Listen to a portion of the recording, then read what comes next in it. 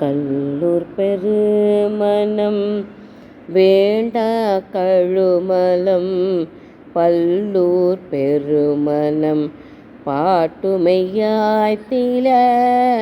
சொல்லோர் பெருமனம் சூடலரே தொண்ட நல்லூர் பெருமனம் மேய நம்பானே அன்புரு சிந்தையர் ஆகி அடியவர் நண்புரு நல்லோர் பெருமனம் மேவி நின்று இல்பொரும் எந்தையே இணையடியே துவார் துன்புறுவாரல்லர் தொண்டு செய்வாரே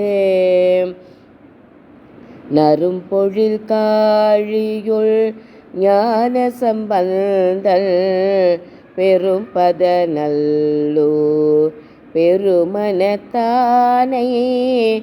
உறும் பொருளால் சொன்ன ஒன் தமிழ் வல்லார்க்கு அரும் பழிபாவம் அவலம் இலரே அரும் பழிபாவம் அவலம் இலரே.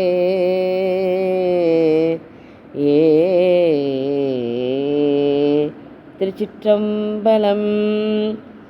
அனைவருக்கும் வணக்கம். உங்கள் அன்பு சகோதரி சுவர்ணலதா பேசுகிறேன். திருஞான சம்பந்தர் குருபூஜை அப்படின்னாலே நம்ம எல்லாருக்கும் ஞாபகம் வரும் ஆச்சால்புரம் அப்படிங்கிற திருநல்லூர் பெருமணம். அங்கே முதல்ல இந்த பாடலும் இறுதியாக அந்த முக்தி பெருவேள்வியில் நுழையும் போது காதலாகி கசந்து அந்த பாடல் பதிகம் பாட பாட ஒவ்வொருத்தராக அந்த சிவஜோதிக்குள் ஐக்கியமானார்கள்னு சொல்லுவாங்க.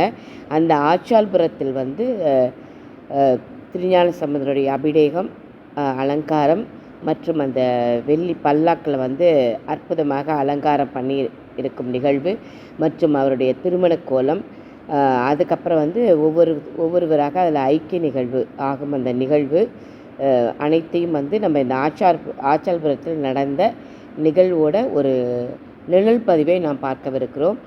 அனைவரும் இந்த பதிவை பார்த்தும் கேட்டும் இந்த நல்ல நாளில் அருள்மிகு திரு வெண்ணீற்று உமையம்மை உடனமர் சிவலோக தியாகராஜர் அருளை பெறலாம்.